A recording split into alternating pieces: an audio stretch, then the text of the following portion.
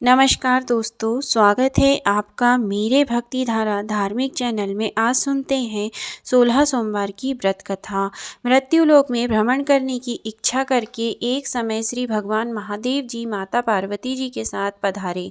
वहाँ भ्रमण करते करते विदर्भ देशांगर्त अमरावती नाम की अति रमणीक नगरी में पहुँचे। अमरावती नगरी अमरापुरी के सदृश सब प्रकार के सुखों से परिपूर्ण थी। उसमें वहाँ के महाराज का बनाया हुआ अति रमणीक शिव जी का मंदिर बना था। उसमें भगवान शंकर भगवती पार्वती के साथ निवास करने लगे।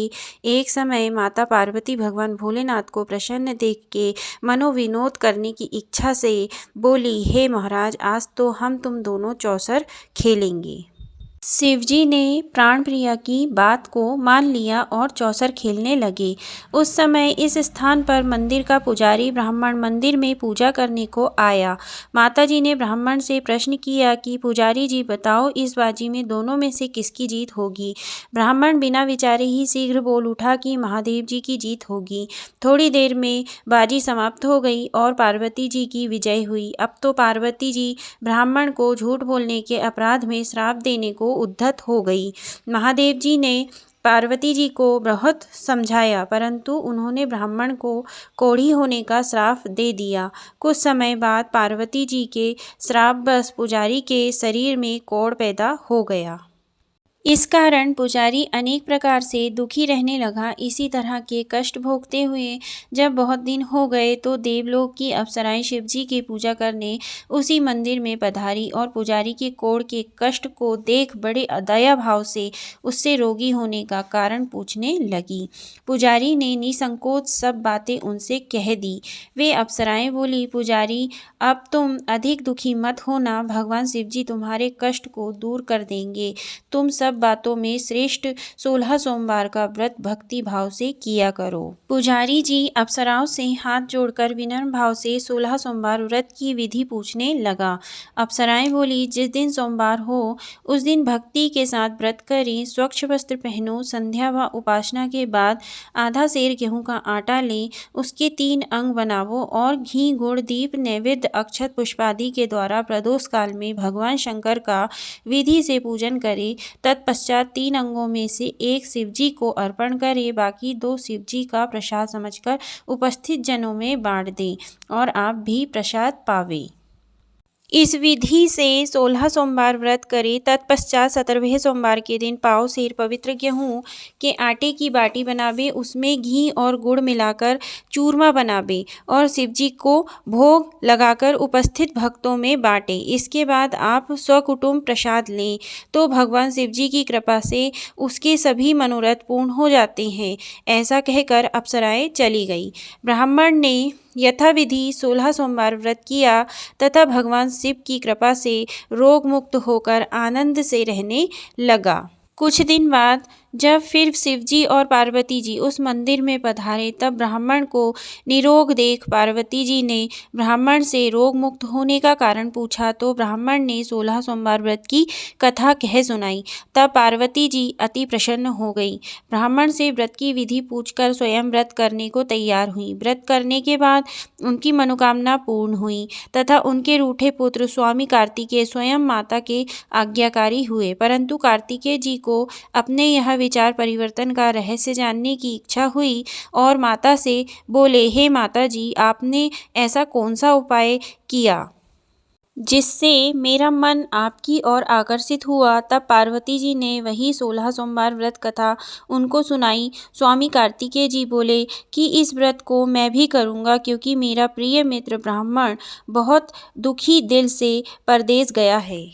हमें उससे मिलने की बहुत इच्छा है। कार्तिकेय जी ने भी इस व्रत को किया और उनका प्रिय मित्र मिल गया। मित्र ने इस आकस्मिक मिलन का भेद कार्तिकेय जी से पूछा तो वे बोले, हे मित्र, हमने तुम्हारे मिलने की इच्छा करके 16 सोमवार का व्रत किया था।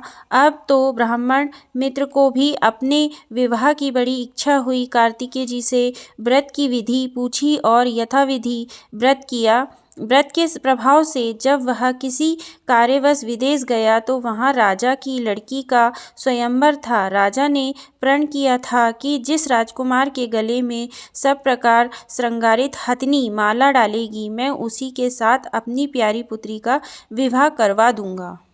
शिवजी की कृपा से ब्राह्मण भी स्वयंवर देखने की इच्छा से राजसभा में गया और सभा में एक और बैठ गया। नियत समय पर हथनी आई और उसने जयमाला उस ब्राह्मण के गले में डाल दी। राजा ने अपनी प्रतिज्ञा के अनुसार बड़ी धूमधाम से कन्या का विवाह उस ब्राह्मण के साथ करा दिया।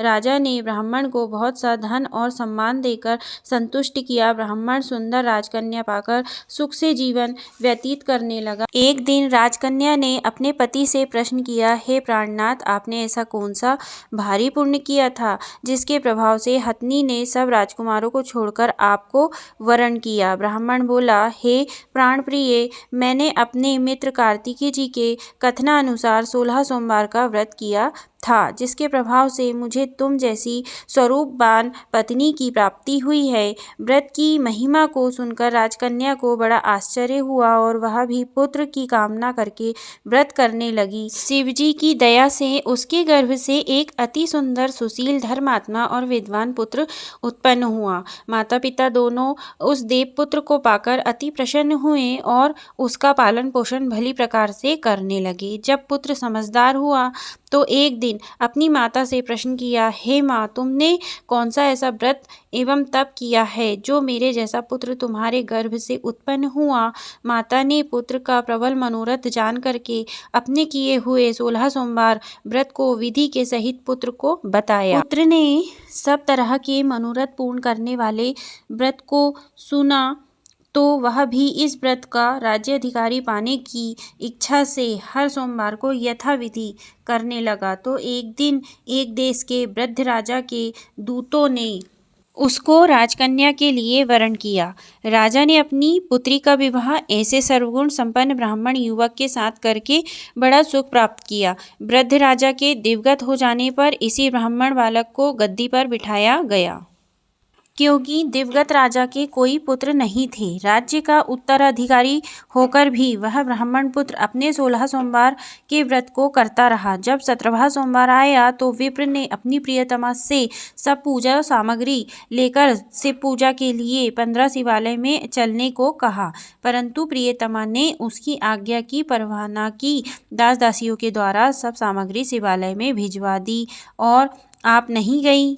जब राजा ने शिवजी का पूजन समाप्त किया तब तक एक आकाशवाणी राजा के प्रति हुई, हे राजा, अपनी इस रानी को राजमहल से निकाल दे, नहीं तो तेरा सर्वनाश कर देगी। आकाशवाणी को सुनकर राजा के आश्चर्य का ठिकाना नहीं रहा और तत्काल ही मंत्राण गृह में आकर अपने सभासदों को बुलाकर पूछने लगा, मंत्रियों, मुझे आज शिवजी की आकाशवाणी हुई कि राजा तू अपनी इस रानी को महल से निकाल दे, नहीं तो तेरा सर्वनाश कर देगी। राज्य में मंत्री तथा सभासद आदि सब बड़े विस्मय और दुख में डूब गए, क्योंकि जिस कन्या के कारण राजा को राज्य मिला है उसी को निकालने का यह जाल रच रहा है, यह कैसे हो सकेगा। अंत में राजा ने उसे अपने यहाँ से निकाल दिया। रानी दुखी हृदय मन को कोसती हुई नगर के बाहर चली गई। बिना पद त्राण, फटे वस्त्र पहने, भूख से दुखी धीरे धीरे चलकर एक नगर में पहुंची। वहां एक बुढ़िया सूत काट काट कर बेचने को जाती थी। रानी की करुणा दशा देख बोली, चल तू मेरा सूत बिकवा दे, मैं वृद्ध हूँ, भाव नहीं जानती हूँ। ऐसी बात बुढ़िया की सुन रानी बुढ़िया के सिर से सूत की गठरी उतार कर अपने सिर पर रख ली। थोड़ी देर बाद आंधी आई और बुढ़िया का सूत पोटली के सहित उड़ गया। बेचारी बुढ़िया पछताती रह गई और रानी को अपने साथ से दूर रहने को कह दिया। अब रानी एक तेली के घर गई तो तेली के सब मटके शिवजी के प्रकोप के कारण उसी समय चटक गए। ऐसी दशा देख तेली ने रानी को अपने घर से निकाल दिया। इसी प्रकार रानी अत्यंत दुख पाती हुई एक नदी के तट पर गई तो नदी का समस्त जल सूख गया। तत्पश्चात रानी एक वन में गई। वहां जाकर सरोवर में सीढ़ी से उतरकर पानी पीने गई तो उसके हाथ का स्पर्श होते ही सरोवर का नीलकमल के समान जल असंख्य कीड़ामय होकर गंदा हो गया। रानी ने भाग्य पर दोषारोपण करते हुए उस जल को पी करके पेड़ की शीतल छाया में विश्राम करना चाहा। उस पेड़ के पत्ते तत्काल ही गिर जाते। वन, सरोवर तथा जल की ऐसी दशा देखकर गऊ चराते ग्वालों ने अपने गुसाई जी से, जो उस जंगल में स्थित मंदिर में पुजारी थे, उनसे कही। गुसाई जी के पास ले गए। रानी की मुख कांति और शरीर शोभा देख गुसाई जी जान गए कि यह अवश्य ही कोई विधि की गति की मारी कुलीन स्त्री है। ऐसा सोचकर पुजारी जी ने रानी से कहा, पुत्री, मैं तुमको अपनी पुत्री के समान रखूंगा, तुम मेरी ही आश्रम में रहो। गुसाई के ऐसे वचन सुनकर रानी को धीरज हुआ और आश्रम में रहने लगी। परंतु आश्रम में रानी जो भी भोजन बनाती उसमें कीड़े पड़ जाते। अब तो गुसाई जी भी दुखी हुए और रानी से बोले, हे पुत्री, तुम्हारे ऊपर कौन से देवता का कोप है जिससे तुम्हारी ऐसी दशा हुई है। पुजारी की बात सुन रानी ने शिवजी महाराज के पूजन का बहिष्कार करने की कथा सुनाई। तो पुजारी जी शिवजी महाराज की अनेक प्रकार से स्तुति करते हुए रानी से बोले, हे पुत्री, तुम मनोरथों को पूर्ण करने वाले 16 सोमवार व्रत को करो, उसके प्रभाव से अपने कष्ट से मुक्त हो सकोगी। गुसाई की बात सुनकर रानी ने 16 सोमवार व्रत को विधिवत संपन्न किया और 17वें सोमवार को पूजन के प्रभाव से राजा के हृदय में विचार उत्पन्न हुआ कि रानी को गए बहुत समय व्यतीत हो गया, ना जाने कहाँ कहाँ भटकती होगी, ढूंढना चाहिए। यह सोच रानी को तलाश करने के लिए चारों दिशाओं में दूत भेजे। वह दूत रानी को खोजते हुए पुजारी के आश्रम पहुँचे। वहाँ रानी को पाकर पुजारी से रानी को मांगने लगे, परंतु पुजारी ने उन दूतों को मना कर दिया तो दूत चुपचाप लौट आए। आकर महाराज के सन्मुख रानी का पता बतलाया। रानी का पता पाकर राजा स्वयं पुजारी के आश्रम में गया और पुजारी से प्रार्थना करने लगा कि महाराज, जो देवी आपके आश्रम में रहती है वह मेरी पत्नी है। शिव के कोप से इसको त्याग दिया था। अब इस पर से शिवजी का प्रकोप शांत हो गया है, इसलिए मैं इन्हें लेने आया हूँ। आप इनको मेरे साथ जाने की आज्ञा दीजिए। गुसाई जी ने राजा के वचन को सत्य समझकर रानी को राजा के साथ जाने की आज्ञा दे दी। गुसाई जी की आज्ञा पाकर रानी प्रसन्न होकर राजा के महल में आई। नगर में अनेक प्रकार के बाधवे बजने लगे। नगर निवासियों ने नगर के दरवाजे तथा नगर को तोरण बंधन बारों से विविध प्रकार से सजाया। घर घर में मंगल गान होने लगे। पंडितों ने विविध वेद मंत्रों का उच्चारण करके अपनी रानी का स्वागत किया। ऐसी अवस्था में रानी ने पुनः अपनी राजधानी में प्रवेश किया। महाराज ने अनेक तरह के याचकों को धन्य दान दिया। नगरी में स्थान स्थान पर सदाव्रत खुलवाए, जहां भूखे लोगों को भोजन मिलता था। इस प्रकार से राजा शिवजी की कृपा का पात्र हो राजधानी में रानी के साथ अनेक तरह के सुखों का भोग करते हुए सोमवार व्रत करने लगा।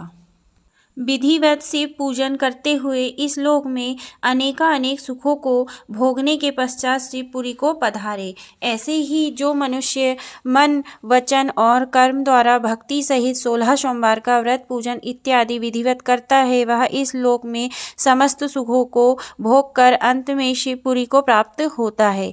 यह व्रत सब मनोरथ को पूर्ण करने वाला है। ओम नमः शिवाय। आपको हमारी यह वीडियो पसंद आई हो तो लाइक, शेयर, सब्सक्राइब जरूर करें।